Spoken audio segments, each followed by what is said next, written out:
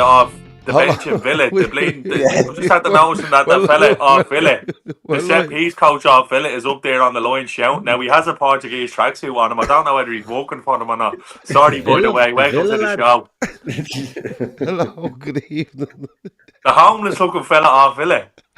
Is he your man McPhee? Is he Scottish? He's fucking up there in the Portuguese tracksuit giving out yards. He was with Scotland. He's with Portugal now.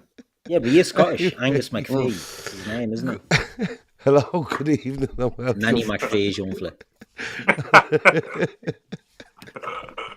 Hello, good evening, and welcome to the Talkin Kop. This is the Sunday night show. We're meant to talk about Liverpool, but Shawnee spotted a homeless fella at the Portugal game, and he thinks he's the fella off Villa. We will be doing 15 minutes later on a thing called The Villa, which was on in 2001 on Sky, and we'll be doing 15 minutes of that later. So if you know anything about it, get your notes, get them ready, and we'll have a chat about them in a little bit. Jesus Christ, we shouldn't have went live. We should have just kept that chat going. I'm Gav, Keith, Shawnee, and Emma are with me, and yeah, look, it's exciting for Liverpool. We've had a couple of shows during the week with regards to Kerkez, Wirtz and others, but I'm going to get the lads' thoughts on all these as well. And I'm going to ask the question, what do we do beyond these signings? Because I think other positions are getting lost a little bit. I mean, Liverpool probably aren't lost on them, but everything's died down around everything else. It's all about Wirtz and Kerkez. Emma, I'm going to come to you first. The Kerkez one, I was saying that actually on a show tonight, just bubbling under the surface and seems to be moving along, and yeah, we'll probably hear something on that, because he's making up the Hungarian FA are making up loads of excuses as to why he can't play, even though he's in Hungary and there's not a bother on him. That's bubbling along nicely. We just keep going to Leverkusen going, listen, will you just take this amount? And they're going, no, and that's kind of going along as well. But how excited are you over these two? Because I think they will get done. Yeah, no, really excited. Look, we've spoken about Kerkez, I think even the season before last when he was at Bournemouth. He was on people's wish list. I know he was definitely on Kev's. He was on mine. I'm not sure about anybody else's. But he's really, really exciting. Very similar to Frimpong on the other side, which makes you kind of think, what way are we going to kind of go back to how we used to play? Or is that going to be a case of maybe he'll play one at a time? Then you look at Frimpong starting last night for the Dutch team. Was it last night or the night before? Losing track of time. And he starts on the right-hand side of a front three. So he could even deputise for Salah at times if Bradley's coming in. So it's all very exciting. And it's something that Shawnee said a few weeks ago was there's a serious lack of pace in the team. If you look at Wirtz, pace, you look with Frimpong and Kerkez are both lightning quick. Kerkez may be a little bit better at the tracking back and defending than Frimpong if you look at the heat maps that are popping up on Twitter all over the shop.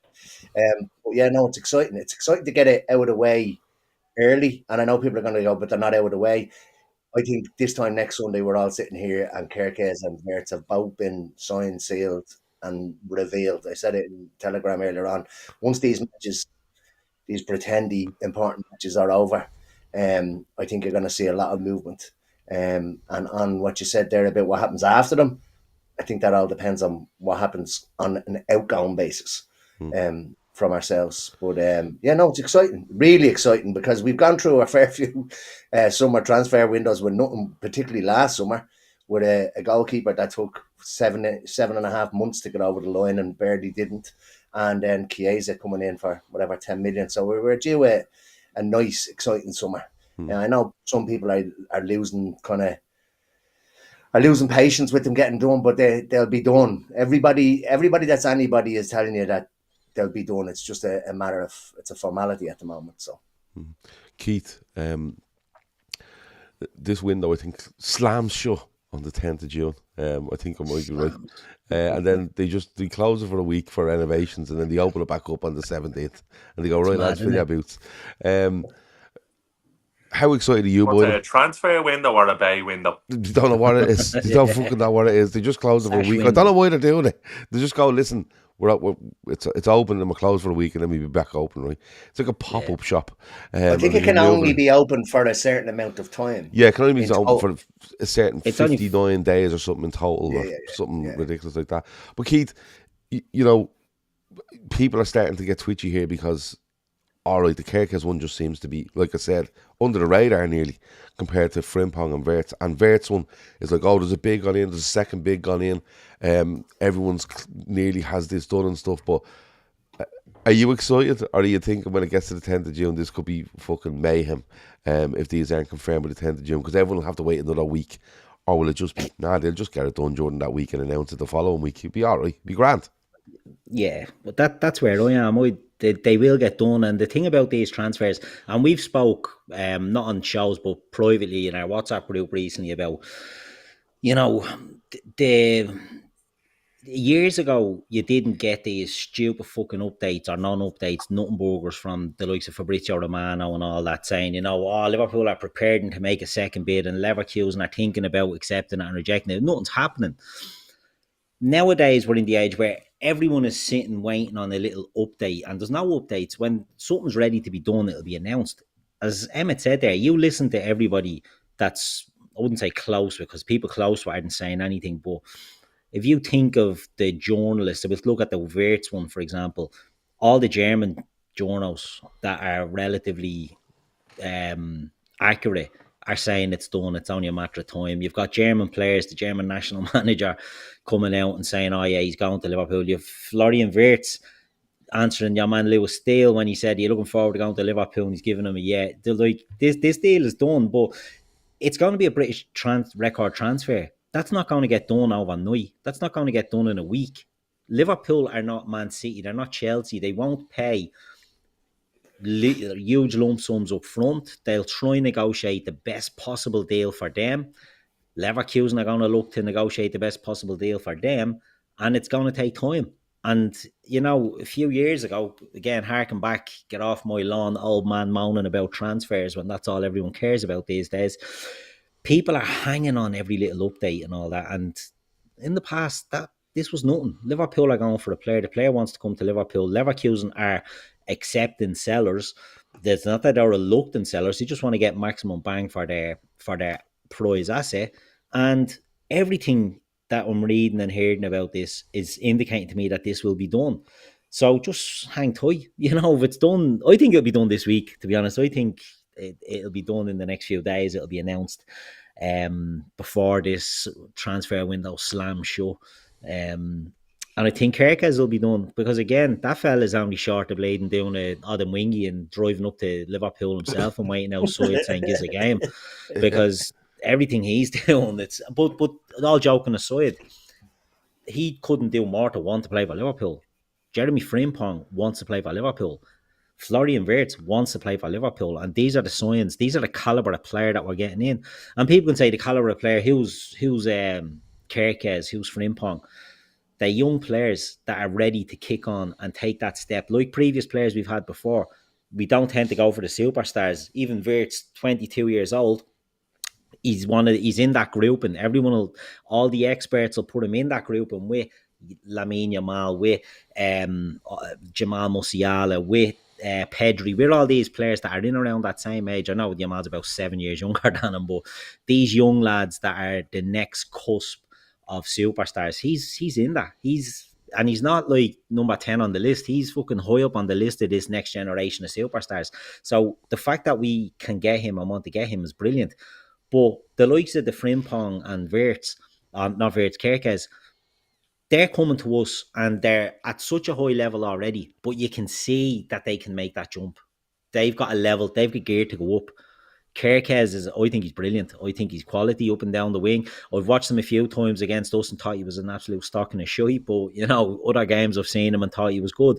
So the profile, Shawnee was talking before we came on about how into Nuno Mendes he is, thinks he's a cracking player. And that to me just reeks of Liverpool, not saying Slot built this whole transfer plans on playing against PSG, but you see what PSG are doing with their fullbacks. They're attacking quick fullbacks, but they will both defend as well. And I think we're going to look for that. People say Frimpong can't defend. I think when he has to defend, he'll be a good defender, or he'll have his pace to get back and help him out. But Conor Bradley can defend and can go up and down the line, and that seems to be the approach we're going for. As the lad said, we need to get pace into the team, and that looks like we're going to do. With regards to what happens after this, I think we get these 3 deals over the line in the next couple of days. Well, the 2 that we have to get done.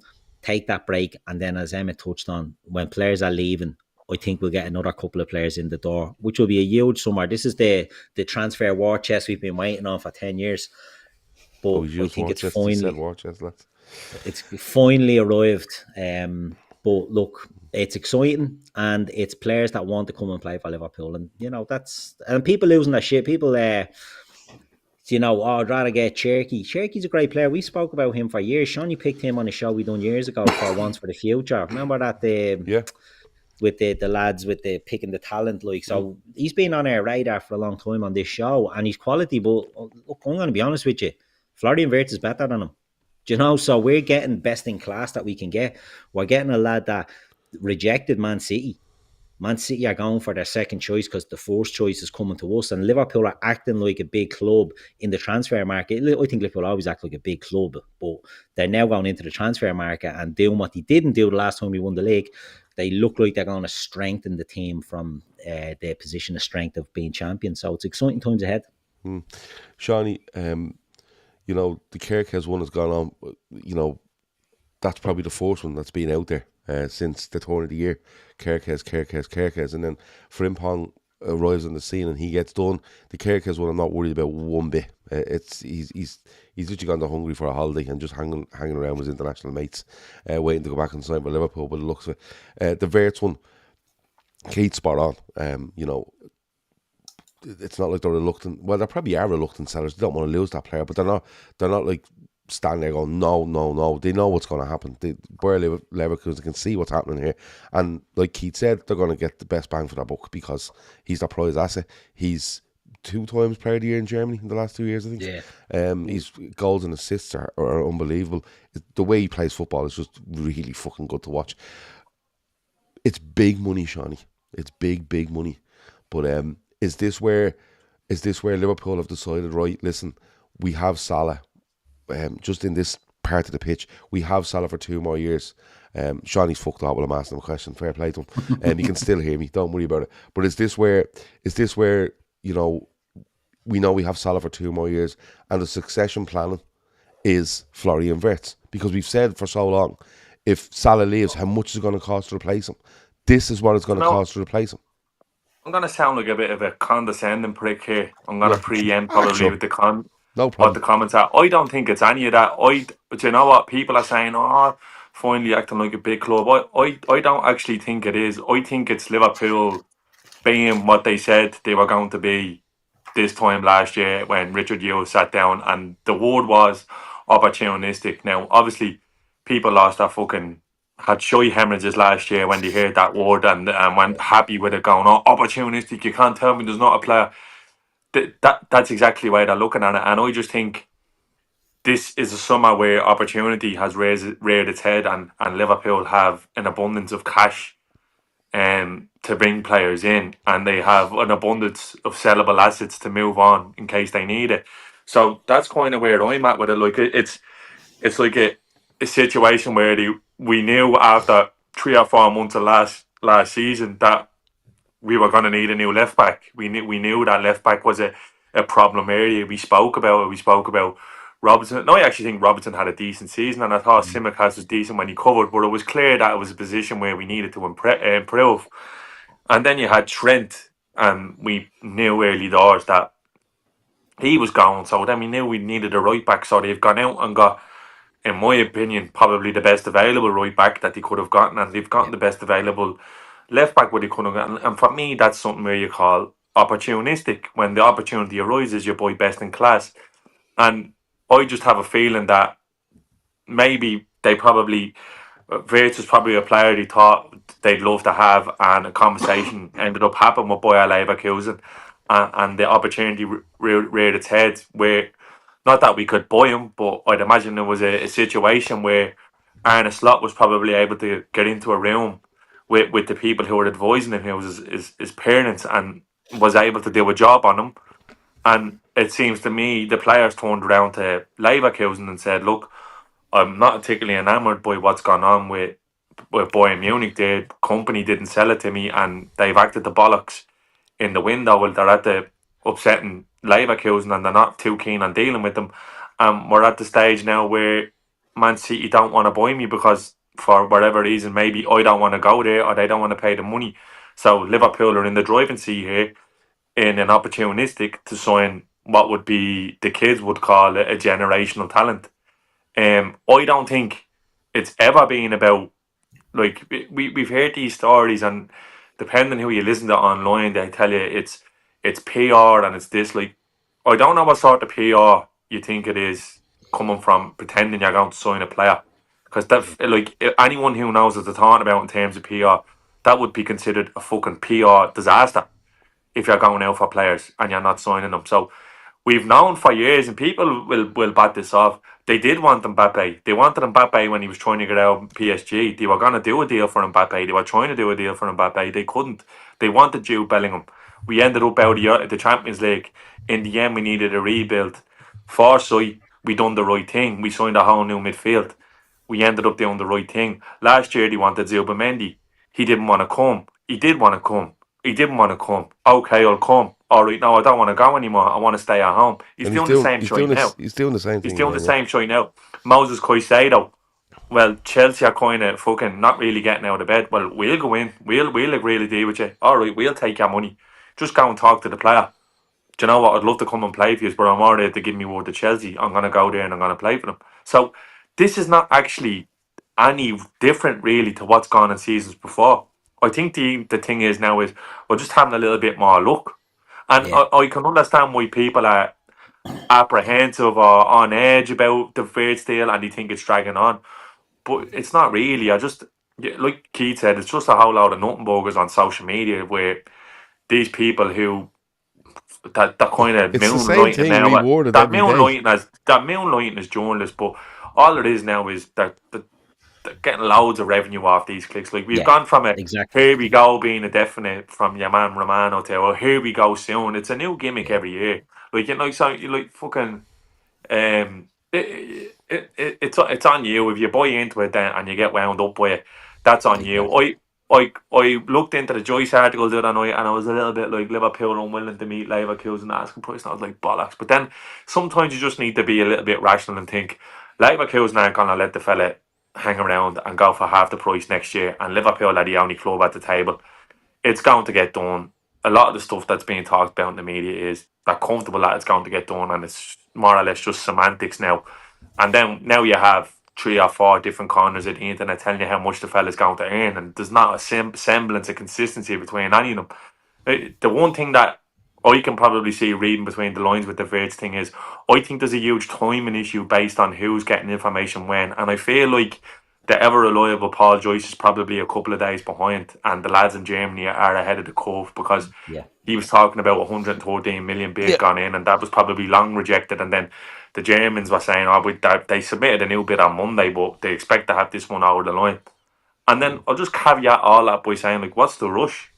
Like, we don't play a meaningful game of football for another 6 weeks. The window's opening and closing. It doesn't matter. It's all metaphorical. We're not playing in that Club World Cup. We're not trying to throw a squad together to go over there anyway. So I'm not worried about it at all, to be honest with you. I think both of them will get done. I'm fairly confident. I'm delighted with all the business as well, if we are to get that done.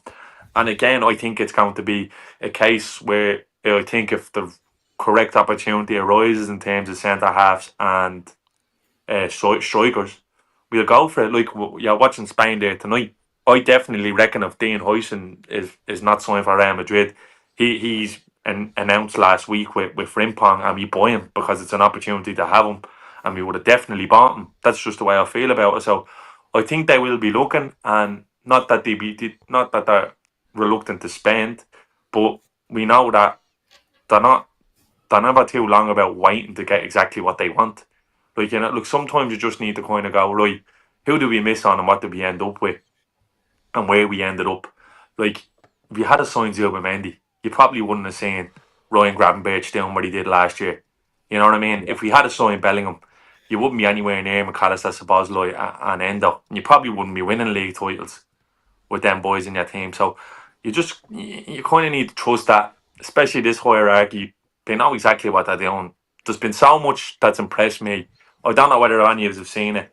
The interview with this young lad, the goalkeeper that they brought in. He talked about how they detailed everything for him and how much detail they went into and exactly the plan they had for him, and he was blown away by it. And we heard the same of Wirtz was apparently completely blown away by the conversation that he had with Arne Slot. And that was what made it like the icing on the cake for him. And that's probably the one thing I was probably worried about in terms of Arne Slot this year, thinking, would he have the same sort of pull that club did where a phone call would just do it for you know what I mean? And it's clear he does, and that's why I'm not really worried, because as well with that goalkeeper young flip, Real Madrid and PSG wanted to sign him as well, and I think he was actually offered more money to go there as well, and he managed to pull her off. So like it's just one of these things. I don't think don't buy into the hysteria online. Just enjoy it. They're still releasing stuff from us winning the league. There's still behind the scenes coming out from us being on the bus and inside Anfield and stuff like that. And there's loads of stuff being dripped out like goals of the season and all. There's still so much to enjoy to the season that's gone past of winning the league, winning number 20. Yeah, The football is not. Well, there's no meaning in football for another 6 weeks. yeah, and Whatever way you look at it, especially not for us. So again, just relax and after look, Gav, you know yourself. The three of us now here, the four of us now here.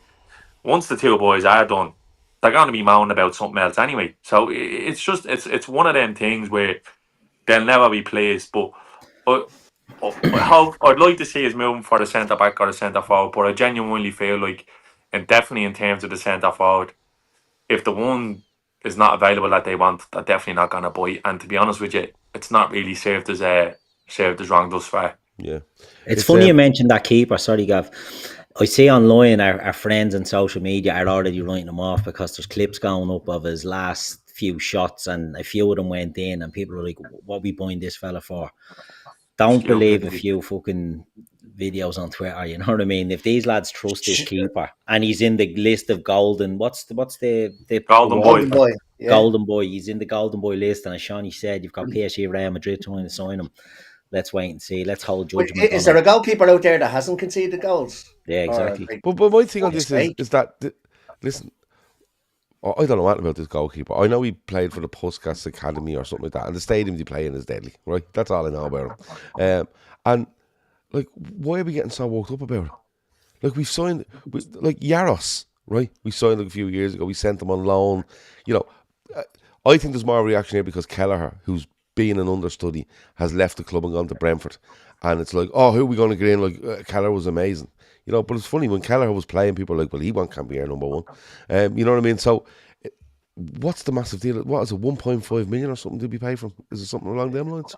You know, he's a young Hungarian goalkeeper that will come in. Well, they want him apparently to go into the under-23s and be the goalkeeper there, you know, and see how he progresses and stuff like that. Maybe he'll be the third choice goalkeeper. We've brought in Mermadashvili. You know, I'm not saying it's a nothing signing because it's a huge signing for the lad signing for Liverpool, but in the grand scheme of things to get upset about, a young goalkeeper from Hungary coming in is hardly something where you go, all right, well, what's the club doing here? Let's dig right down into it. Because let's be honest about it, you're not going to see anything of him for 2 years, right? You're not going to see anything of him for 2 years, where he might turn up and play in League Cup games, or he might be on a tour or whatever it might be. What are we all getting worked up about? With the Wirtz thing, look, it's the 8th of June. Right, it's the fucking 8th of June. They're still playing football. They're still playing football in the season 24-25. It's still going on. There's a penalty shootout apparently going on now in a Nations League game. Right, they're playing third and fourth place playoffs in it for some reason, which is mad. It's the 8th of June. These players have to go and play the football. Even if this closes on the 10th, you can still go and sign the player. You just can't do anything until the 17th with them. But you can, like, it's like when, you know, we signed Van Dijk on Christmas Day.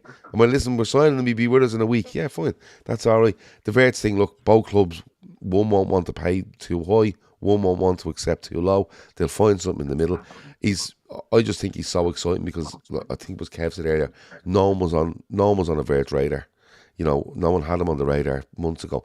And to be going in there and to be just bossing this transfer to go, yeah, listen, we're going in there and we're taking him. And everyone else can fuck off. Look at who we took him out of, yeah. Yeah, City, you know what I mean? And it's so exciting. And look, PR, all this, look, it's a transfer. you know what's going to happen next. He's going to sign for Liverpool, and everybody that told you he was great is now going to tell you he's no good and he's overpriced and things, because people flip every day of the week. I don't know if he's worth 120 million quid. Only time will tell.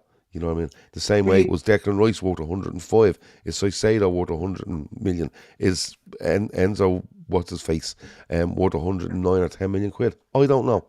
Right. You can only judge them at the end of their time at a club. So, I mean, you can spend money. Like, I remember when we signed Van Dijk and everyone was having a laugh saying, oh, he's being ripped off. Best signing we've made. We broke the bank for it. Alisson, another one we broke the bank for. Nunez didn't work out, so that was a poor, allocation of funds. But you look at Jack Grealish. Has Jack Grealish worked out at Man City? He's won everything. He's been a big part player for them. I don't think it's been a successful transfer because he doesn't give them output, and I think they've sort of killed him. So at the end of a player's time, or after a few years, you can judge if it was a good move or not, but it's not our money at the end of the day. So if Liverpool think they can get a player like him for that money, just fucking do it. But Van Dijk being 75 and Alisson being whatever he was, 67 or something, was it? Whatever it was. 68 million pounds. Yeah. Like, is that not the equivalent of what we're doing now? That was both of them are back in 2017. Far off. Like, that's 8 years ago.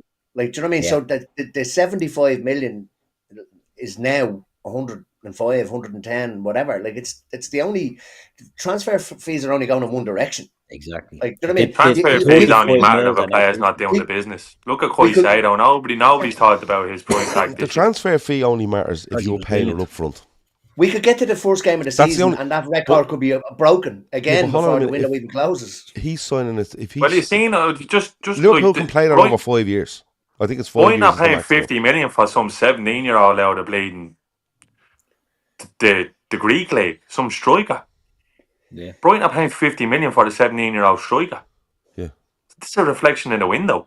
Brentford won 70 million for. Well, if Brighton are buying that fella, if Brighton are buying that fella, right, we should be going in and offering 55 because they're deadly at doing that sort of stuff. Yeah, I know, but that's what I mean. Like, it's not like we're not signing someone bleeding now, Mark. This young is back-to-back player of the year in Bundesliga. Like, it's when you're not really, like, you're not even signing potential because he's already in operating in the 99 percentile of the players in his position. It's just the ceiling is so fucking high. You're not really buying potential. Well, Bob says Mudryk, Anthony, Sancho 3 years ago cost almost as much as Wirtz. Exactly. This is what I mean. Like, it's not. This is not like Liverpool are not buying some bleeding now mark here that might turn out to be good. This young fella is already fucking mustard. But the thing is, he has the potential to go and be even better. Like, you know what I mean? It's not like I do get it because it's Liverpool signing the fella, but like, this is not a gamble. It's not a gamble. The only potential gamble is if he ended up getting injured and that was it. But that doesn't really happen to lads anymore. He's already done an ACL. He's already come back from an ACL. He had an ACL at Leverkusen. Again, the discourse is going to be mad. Like, you're hearing he's earning from 180 to 420. Like, just use your head. Liverpool are not paying a young to walk in the door 420 grand a week. It's just not going to happen. The same, like, again, like, but that's where the spin comes from. The comparisons to your man Shaky, like, why aren't we buying Shaky? He's 100 million cheaper. Well, like, listen, if it fucking looks like shite and it smells like shite, it's probably shite. But and the fact that this is my point on Shaky. He's sitting there for 5 years. He's playing for Lyon for 5 years. He's available for 30 million. PSG's whole operative fucking modus operandi these days is literally, we want the best young French players playing for us. This young player's on the market for 35 million. And they're not going near them. Yeah. They're not going near them. And it's in a time when Lyon needed to raise money to keep afloat. I'm telling you, that young player's going to be in the gulag scrubbing the toils by December. Absolutely. As the fucking Guardiola's at the putting them up the hole already and he wants nothing to do with them. It's just, don't be getting dragged into this show flavour of the month, this, that and the other. I don't give a bollocks what anyone says. We're signing this young player coming off being the 2-time player of the year in the Bundesliga. He's the fucking cat's pajamas. He's the finished product that's going to get even better. And I was messing today. He was a bit shy today, but to be honest with you, that is a fucking awful dreaming team, to be honest with you. And your man Nagelsmann's an absolute spoofer. So I wouldn't be worrying about it. Like, Liverpool are being very, very clever here, and we've stolen a march on the rest of Europe where we're the ones with the big bag of money, and we're able to get this young fella in. So it's fucking brilliant. Don't let anyone bleeding take the shine out of it, because it's not. And But it's yeah, like man, you says. It's like you says there. If City sign Wirtz, everyone will be saying City are dominating the market, and if Liverpool sign Cherky, everyone will be saying that Liverpool have gone for the cheap no, option. But he's yes, right. He's right. Wirtz was Player of the Year back to back last year. Harry Kane didn't win it last year because Bayer Leverkusen won the league last year, and Wirtz won it, Without and he won fucking it losing again a this game. year. Yeah, They won the league so without losing a game. he's back to back. He's 2-time. He's the champ Yeah. in the Bundesliga. I think he probably is confusing that Harry Kane won the Golden Boot. Didn't win the Player of the Season. Don't even Is think this Harry Harry Kane won the Kane in the Golden Boot chat? last year, did he? I did, because he had to. Did not see what the trophy looks like in the Oh, Bundesliga. the cannon, Literally. So the Arsenal Yeah, it was question. the cannon. Jack says Wirtz has 69 goal involvements in the last 2 seasons from an 8/10 position. 69. So there you go. Listen, look, we all think that these deals are going to go through. We're all excited by them. We're all kind of comfortable with the money. And the money, like, you can spread the money over the term of the contract, can't you? Or have they maximised that to 5 years? Because Chelsea were acting the maggot. But like, Liverpool will probably end up paying 20 million a year for this guy, and then anything on top will pay for itself, because all these things that are met because he's winning trophies and he's winning awards and he's winning whatever.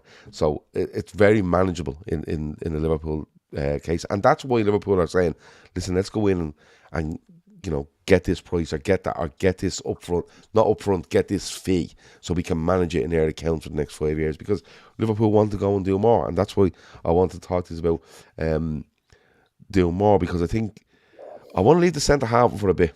We come back to it. Just say as well, Gavin, to finish up on the Cherky one, when a deal is this big, neither club want to look like they've had their pants pulled down.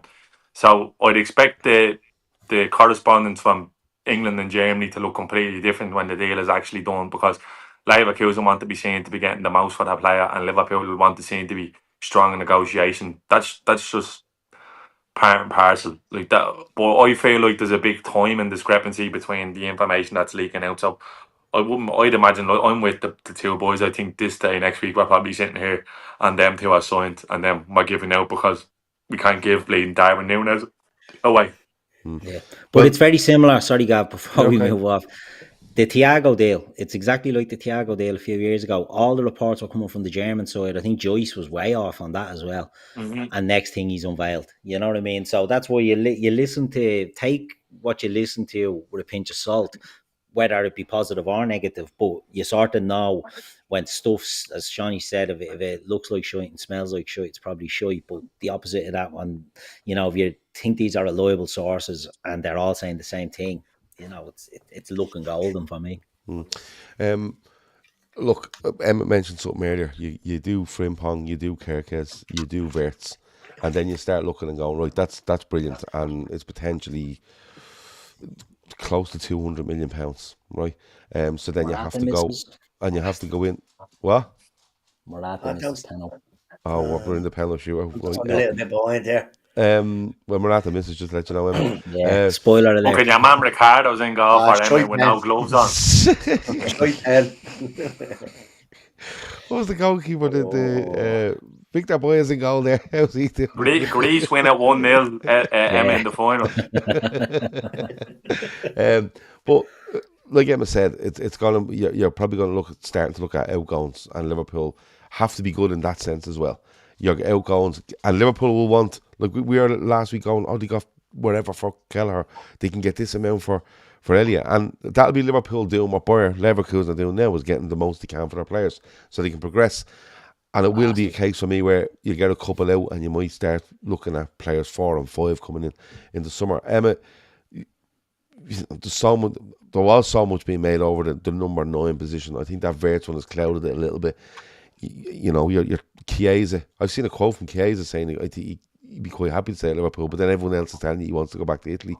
You have the rumour around Jota, you have rumour around Darwin Núñez, you have rumour around Luis Diaz, you have the small one around Cody Gakpo, which I don't think is anything.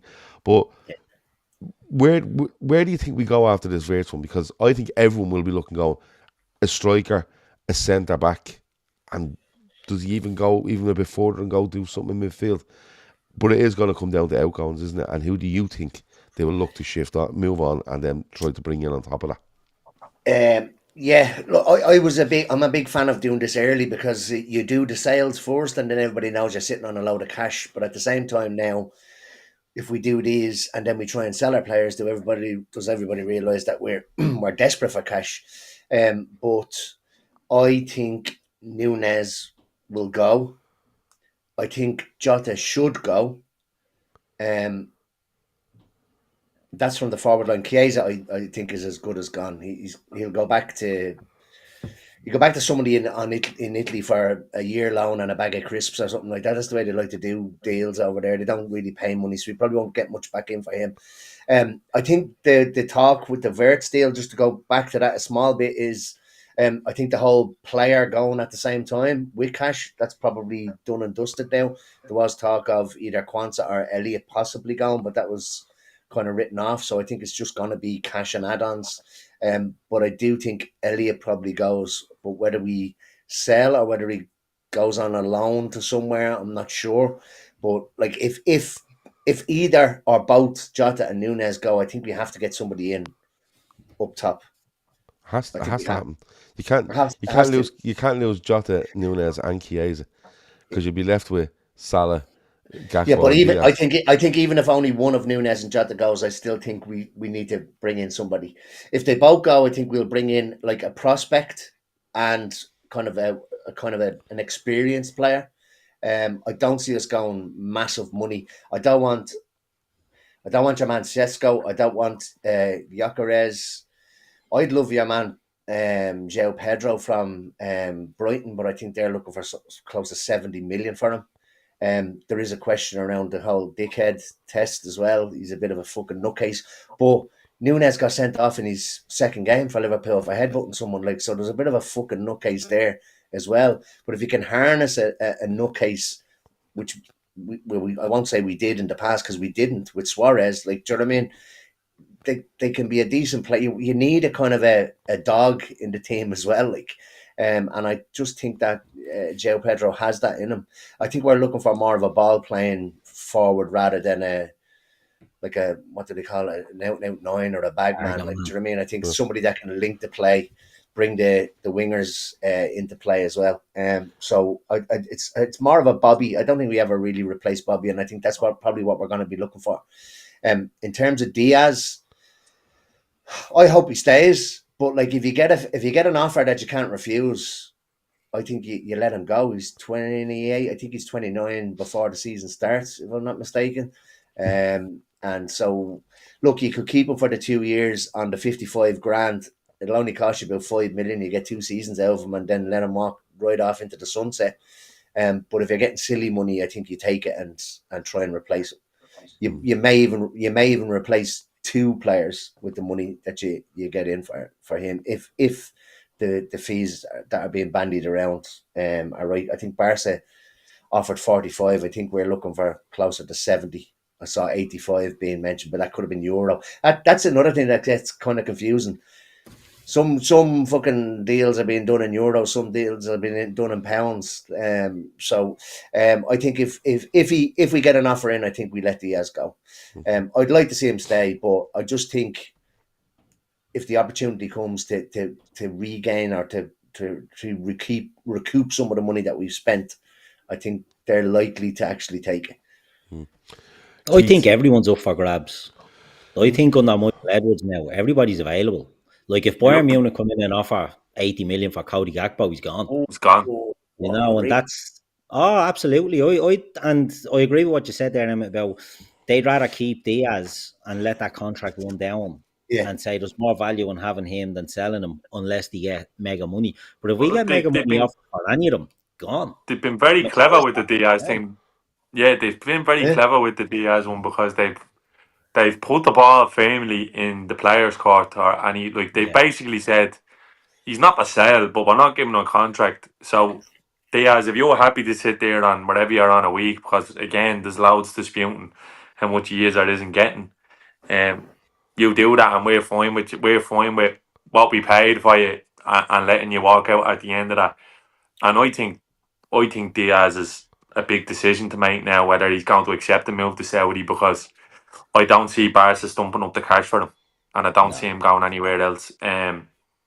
I think there's definitely going to be interest in Nunez. He's too much of a wild card. I think the striker market, if you're buying one, he's definitely one you should be looking at, especially if you're a club, because there's that rawness. Like I think he's made to play for Napoli or made to play for Atletico Atletico, Madrid. yeah. I think it's somewhere like where he could probably definitely flourish. I don't see like the striker market is mad because nobody's really biting. Like your man Gyökeres is hanging around there like a bad smell. Nobody's really biting on him. Like there's other players there. Like Watkins could be a great get for somebody.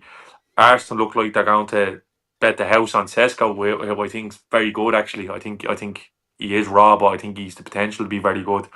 And I think Liverpool are in a position where we could buy a project striker or a finished Article 9 and we'd be fine. I don't think scoring goals is going to be an issue for Liverpool next year, regardless of who's playing up front. The Diaz one is interesting, and I'm actually with Keith. I think everyone definitely has a price in this Liverpool team, and that's the way they look at it, because these lads in recruitment will back themselves to use whatever comes in wisely enough to make sure that the squad's in better nick in August than it was in May. And I think once that happens, that'll be the yoke. I'd imagine that the club are man for Alvarez, Julian Alvarez, and there's a potential that maybe in the year he moves on from Atletico Madrid, and they'll hang around to see what the story is. That's bit as before in the years, but you know what likely to do. We don't know with Canate, we don't know with Virgil. He's the ideal one, isn't he?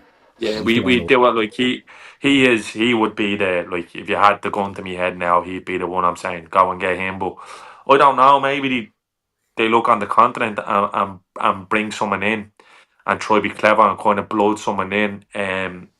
Well, I did like the look of Liam Delap. I like to look at Ekatike, but maybe not at €100 million. So again, I think it's going to come down to if an opportunity arises, they'll jump on it, because it is the tagline and it winds people up, and I'm actually glad it does. But opportunistic is definitely the way they look at things, and if the opportunity's not there, they aren't going to buy it. It's as simple as that. They're not going to do it. We know what these are like. They're not going to do it to appease fans.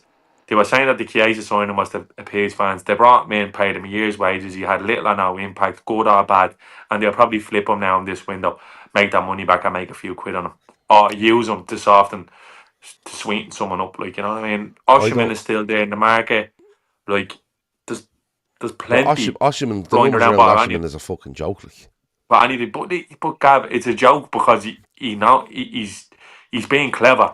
He's like, if you want me to go and play in Saudi Arabia, I want 800,000 a week. If you want me to stay in Galatasaray, I want 20 million a year. I'm sure he'd happily take 140, 150 out of Liverpool to go and play top level in the Premier League. Because I'm reading a bit about your man Oshman. Apparently, like, he does all his own dealings. And he's tuned in. He's clever. He knows exactly what he wants. That's how he ended up at Galatasaray. Now, you won't move me on. I'll stay here and improve my profile, and I'll be worth even more. And they're still going to make the money on him. So there's loads of moving parts, but Liverpool are not just going to buy it on something for the sake of it. I actually think and I'm not disagreeing with you, moving parts and players, and you know, you're talking your Gyökeres and you're talking your Seskos and whatever else. I think in Liverpool's terms, I think there's very few moving parts. I think Darwin Núñez leaves, and I think they just look at Florian Wirtz and go, he's a better attacking option for Liverpool than Darwin Núñez, and we're going to minimise. He's not an attacker. Yeah, but I think he's going to turn around and in my opinion, I think he's going to look at Florian Wirtz and he's going to go, he is going to be an attacking weapon for us, and I think he's a better weapon in this system than Darwin Núñez, and I think they're going to take what they can for Darwin Núñez to offset against the Wirtz deal, and that's all I think that's going to happen, because the Diaz one is is a case of, listen, we'll run it down for 2 years unless we get mad money, but then my worry on it is that, let's say Núñez goes, right, and they've decided Wirtz is not the man to replace Darwin Núñez, because he's not annoying, but as an attacking weapon, that's the route we're going down, right? If Chiesa does go, right, and then you get Diaz go. I think Jota's probably the safest one of them all. I think he stays. But I think if you sell, I don't think in any world where it should be even considered an alternative to any I of the forward players. I I don't Not think actually he's forward. a 10. I think he's a central attacking midfield player. I Yeah, he's gonna I stay. completely get that, but I think he might go back Probably. and play these 2 10s instead of a striker because he's done it before. My thing on it is, my worry on it is that we're selling, whether you like them or you don't, we're selling a lot of players. Right? If everyone's up for grabs, we end up selling a lot of players because the chance of Chiesa going is quite high for me. The chance of Nunes going is quite high, right? And then Jota, we've saying everyone's up for grabs. What happens if everyone's up for grabs and go, well, we're selling 3 or 4 of this? Like you're literally down. They're not going to. No, I know that. I know that's why I don't think they're not going to do it. I think they're going to turn around and go, Darwin Nunes cannot do it in this system. Jota, not too sure. Wirtz, we'll change the way we play. We'll change the way we play, and we go about it that way. And that's right now. The striker thing is huge. I'm all with just, by the way, Alvarez, Isaac. I'd be all over them. I'm a bit on the fence on Gyökeres. I'm not too sure. And Sesko, not for me. Not in this team. I don't see it.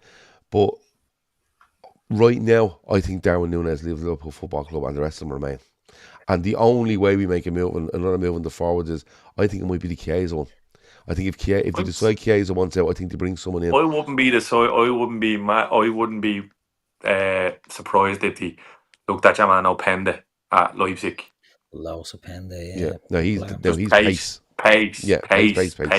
Yeah. And that's what this team's going to look like. And again, going back to what Keith said earlier about PSG, they're not playing with a natural 9. They're not really playing with it. Everyone's interchangeable. So just on, it's that's where I am right now on it. It could change. yeah. Don't get me wrong, it could change. Yeah. Again, they're going to use the word opportunity. I think if it pops up, it will. They're not going. Look, listen. I'm sorry to tell you, they're not going to sign lads that you've never watched playing football just because you shout loud enough on social media. Because I know they don't watch Gyökeres and Sesko. I know they don't. And Ekatike, they don't. They just don't. You're a lying bastard if you do. You can't even get the Portuguese league on the bleeding dodgy box.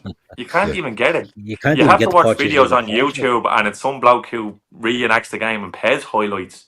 Yeah. You might get bleeding with a bit of a bang Sport of boys in the Lisbon on the background. odd Champions League, and you don't. Stop lying. You don't, and you don't have a Wirescript subscription either. So you're not even paying to watch the games back.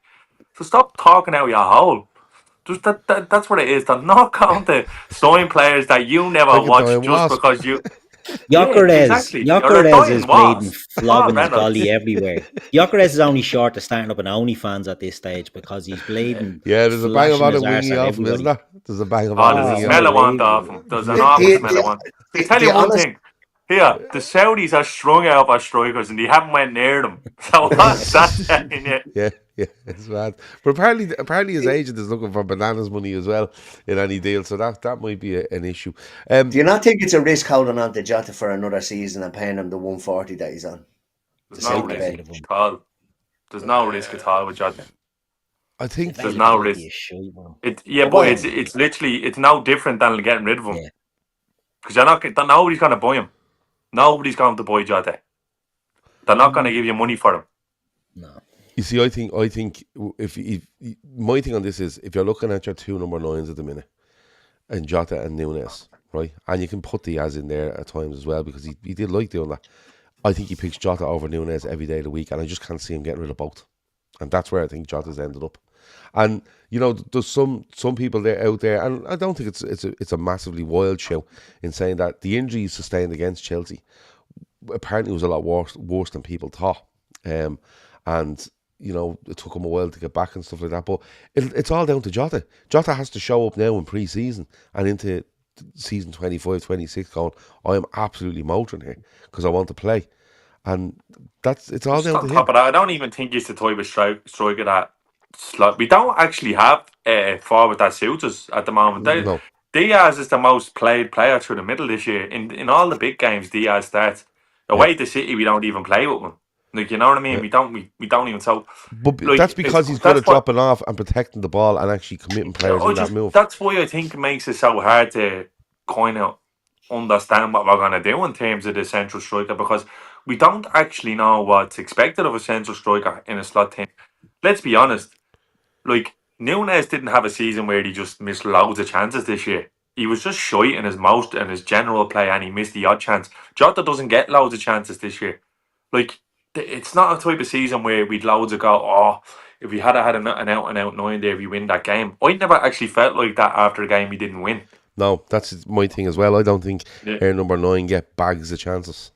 And like you said, Liverpool to me are moving towards where all these players just interchange constantly throughout the game, and and to be fair, interchanging to allow the likes of your Wirtz or your Szoboszlai to get into positions, because I think the amount of chances that fall to Szoboszlai, McAllister and others is actually overlooked when it comes to this Liverpool team and how they play, and he wants to evolve it. He definitely does. I just can't see him moving on so many players. Look at Wirtz, like at Leverkusen, he's the amount of assists and big chances he created. He's been playing with Patrick Schick and Victor Boniface. Two, if you combine the two of them, you wouldn't get a full stock and a show you out of them two. And they've been bleeding, banging in goals. So if we just get a capable fella who can run in behind, like, we'll be motoring. Darwin Nunes is the best creator. Yeah. Darwin Nunes has everything except the ability to score goals. and a Brian. Yeah, he's elite with everything else. Wins a lot of headers in the defensive corners, like. But I was going to talk centre backs, but we're going to leave it because Dylan in the chat asked could we do one of those shows where we pick some centre backs and we only have 5 or 6 minutes to talk about them, because he's really intrigued by the centre back stuff. So we will do a show on that during the week. But before we go, we were talking about something before we come on, and I love, the way people go, "Do you ever watch The Wire?" Did you ever watch The Sopranos, going back to the 90s and 2000s? Shawnee, you mentioned something earlier before we left, and I'm not lying. We are going to talk about it. What was it called? The Villa? Yeah, The Villa. Used to be on Sky 1 right. back in the day. Now, I'm probably ratting my parents out here for being bad parents, letting me watch that like late night television. But you know what? Blame the brothers, because it was normally on the weekends when my man and dad were in the pub, you know what I mean? And they didn't want to bring me pub because there was loads of second-hand smoking back in the day, so they just said leave me at home. The boys will look after them. It was a mad scene. Like, it's one of them things now where was it even real? I was a fever dream. Like, is this where all this stuff has came from now? All this reality, Love Island stuff was born out of? But this is Love Island, but like on Viagra. Yeah, Love Island on Viagra and poppers, just mad gear. Like, they used to just send 20 people into the villa, 10 blokes, 10 birds, and I think it was in Ibiza, and they were working as reps. Or it was one somewhere in the Balearic Islands, and honest to God, just absolute brothel settings. And then you'd be like, here's Jenny from Rochdale. She fancies a bit of Scott from Newcastle, and like that bleeding camera comes on in the room and he's bleeding lumping her around, and it's like, but Scott doesn't know that Jenny's boyfriend is about to arrive on a bleeding EasyJet flight from York, and he's gonna have the shock of his life. And this poor fella had walk into the gaff, and your man is weird and is bleeding. It's bored, like his good East that close, and it's just murder in the gaff. And then you have your man, the real dry fella in the rain, and then by him. Yeah. I can't remember the show at all, Shani. I'm not going to lie to you. Can you not? Tell me when you can remember the Villa. Yeah, I remember it, but I can't remember it to the extent you remember it. But was it not? Your man fucking, is it Lily Allen's dad? Did he narrate it? Yeah, him, yeah. Real dry. Clive Allen. Him and it was either great striker. We should play him up front of the Wirtz. Yeah. No, and then you like playing, you'd be there. It was either that or Euro trash. Are we talking And you were 25 young. years ago here? Are we talking? I'm just getting Yeah. 29 to 2003. Yeah. Right. And Cancelled. it's either that or Euro Cancelled, trash. Like, you're sitting there waiting for, like, your man and dad go out and you're like, oh, Euro trash is on here. I might get to see a pair of tits. And then, like, you're sitting there for an hour. You're sitting there for an hour, and then John Paul goes to you. He walks out with the fella with the world's largest foreskin in the world, and you're like, "What the fuck is going on here?" We Complete all waste of watched time. Yeah. Yeah. Listen, we've all been that soldier, and to the ladies in the chat, I'm sorry, but it's God honest truth. That's the type of stuff that used to happen. You'd sit there waiting for the I bleed. genuinely can't remember that one, the Villa, though. Is that the one where they're interviewing your man with the flu and he's like, oh, I really don't like drawing attention to it, and then it cuts to a picture of him walking down the street in a pair of cycling shorts? And it seems like a bit, like, honestly, it's like a wapping pipe. Like a ring of white pudding down his shorts. Like a wapping pipe. Like, it's just... And just honest to God, the gay that used to be on the telly was mad. But no, the Villa. If anyone, surely someone in the chat will remember it. Like, yeah, man, and like they'd be just murder all the time.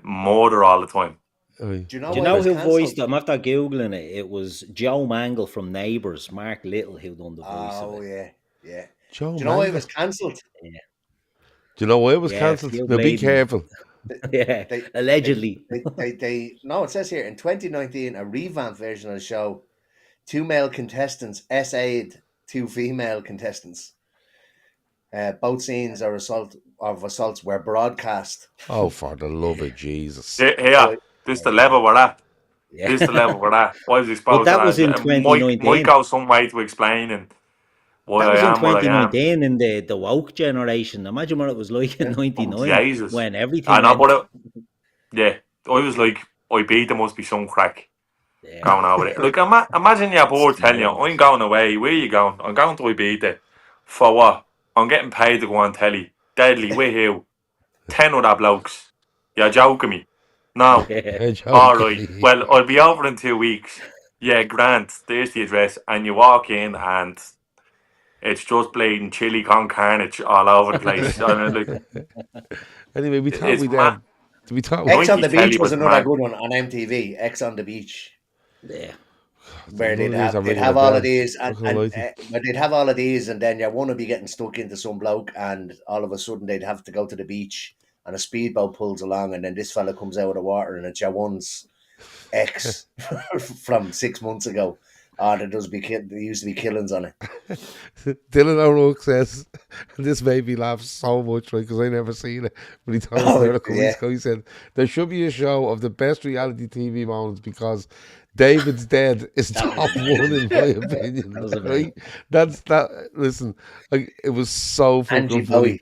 No, the best one I've ever seen, or one of the best I've ever seen, was what was the one where they used to cook dinner for each other? Come dine with me. Come dine with me. And your man puts the whole whisk into his mouth to taste it. It's fucking fantastic here. But the one in Celebrity Big Brother where they think your man is dead in the bed.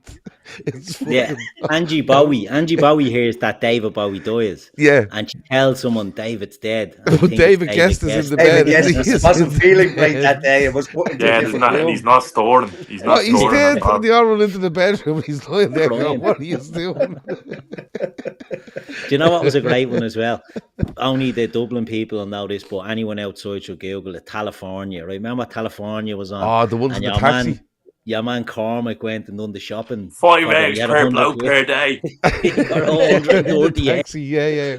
And all the money on eggs because he drives a taxi now. He drives a taxi now. I'll tell you one of the best ones I've ever seen. I remember years ago, Dancing on Ice. I think that might be still going. But I remember walking. Yes, this is the one. Mark Fowler of EastEnders. I remember walking into my mother-in-law's house one day, and they were all sitting watching. I was watching Dancing on Ice, and I turned around and I went, "Oh, there's your man off EastEnders," and he went across the ice, and your woman let go of him, and he just fucking sailed off set. And then the camera comes, and you can just see him on the floor out the back, and he gets back up, and they push him back onto the ice. That was one of the greats as well. But we actually should do a show Let's do a show on Patreon about the best moments, because then we can show the clips and everything. That'll be the crack. If you want to try our Patreon, www.patreon.com/Talkin Kop. Loads of stuff going on there, including the best reality TV moments of all time. Apparently, that's where we're going. Keith, anything else before we go? Yeah, Portugal obviously won the Nations League, and I'm looking at Ronaldo's crying there. He's in floods of tears. Not a dry eye in the head, except for Ronaldo, who's had so much plastic surgery. He's like the fucking Portuguese Joan Rivers there. He's crying, but not a big tear coming out of his eye. Must have got his eye ducts, an eye ductoplasty or something. I took the plastic. Okay. And if he's watching, if he's in the chat, I don't care. Horrible. Yeah, well, there you go. Hope you're watching Ronaldo. I don't know if Ronaldo's literally won the penalties and stuck us straight on. I'm not going to lie. Emma, anything else before we go? I'll just throw another one in for the reality TV shows. Naked Attraction. Have you ever watched that? I've seen you haven't. two episodes. I've seen about 2 episodes of it. It's mad. Stuff. Have you seen the naked dating thing that does be on MTV that Royland presents? And it's 10 lads and 10 girls, and they go around in the nip all day. There's no clothes in it. That's one to look out for.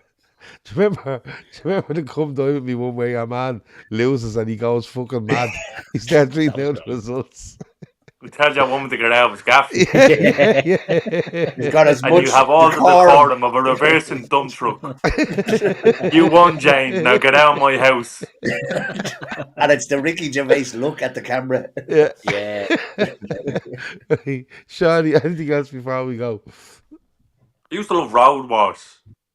They were always in the, like, wherever that slow place is, that's a kip. Slow was mad. All it was. Oh yeah, all it, like, scene. every episode it was slow, and there was jumpers going around Wasn't and the rob office? cars. Wasn't the office based in Slough as well? Yeah. The office was based in Slough as well. Yeah. 2 teenagers robbed a mass shopping bag in Slough. And then your man was like, the cop, like, they made them look like fucking Egypt, but reality. Do you know what? When reality TV used to be a reality, it was great, because remember, like, it used to be actual reality, and then you get one season of, and then they start scripting them all, and then it was just turned to shite, like. Like Nasty Nick and Big Brother writing the notes. That was like scandal for weeks in the newspapers and everything. What was that? That was unreal. The first series ever, of Big Brother. The first series of Big Brother, your mum was writing yeah. notes telling people to vote for this person, vote for that person. The Scouse lad, the Craig, wasn't it, that played in He won it. Craig. He ended up. He was like a fucking. He ended up on Bow Select all the time. DIY channel he had. Yeah. That's it. Yeah. By the way, how did Dion Dublin end up selling gaffs? I don't know. How does that happen? It's like the last thing you expect to see is Dion Dublin, right, measuring the square footage of your attic. Yeah. Right? Hold on, I'm just getting a quote. Hold on, I'll be on to you now. I'm just getting a quote here, and I need concrete poured out my back. Yeah, one sec. Yeah, you turn around and fucking Dion Dublin is standing in your sitting room, telling you need a new architrave and bleeding 12 bleeding. How does that even happen? It's mad. Have you seen the video? I don't know. I don't know whether it's the same program or not. But I'm gonna give Manions a show. Hold on, Dion Dublin standing in my sitting room here, sitting on top of one of his drum boxes, bongo things, trying to sell it to me, telling me that me gaff was worth. Everybody was selling speakers.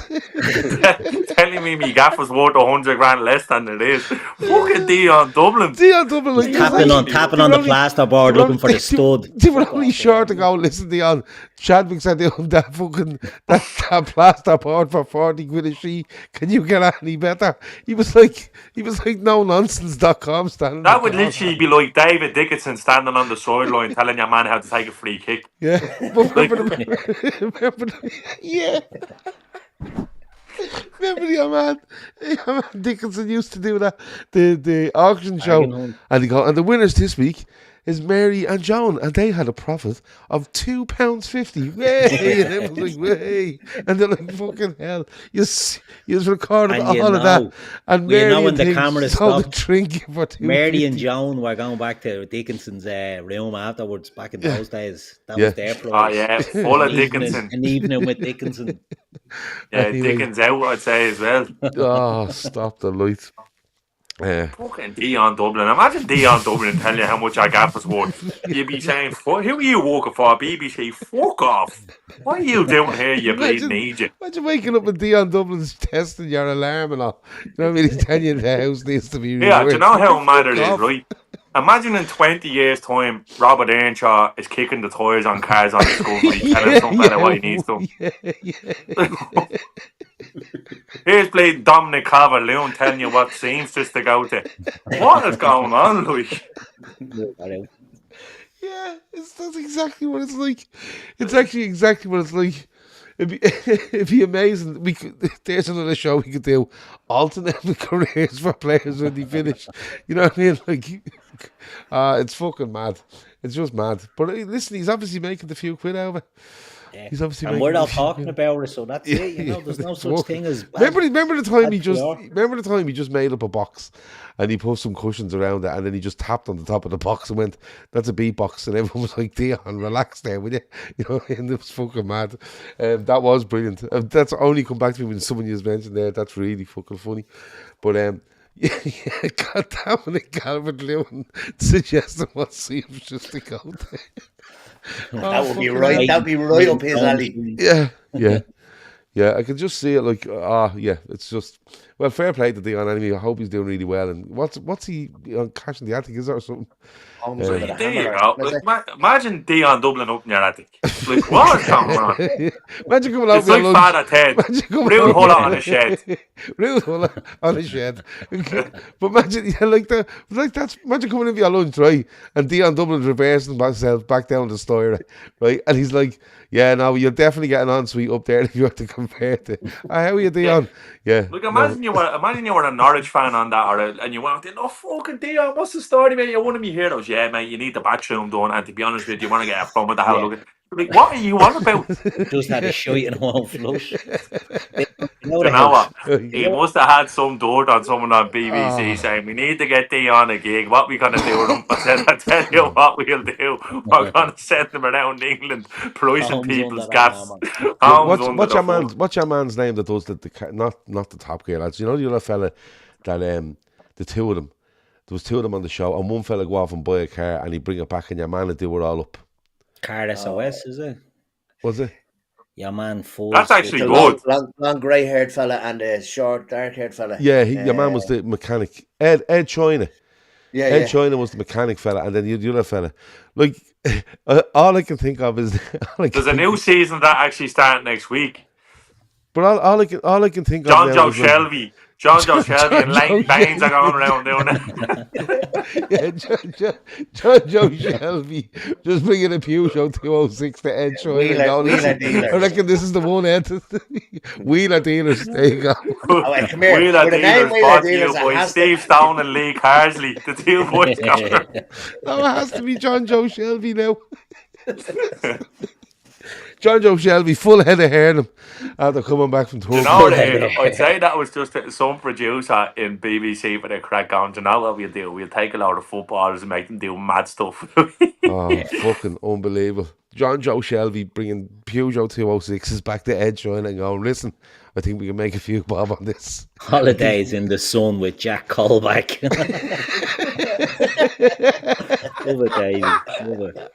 Holidays in the sun.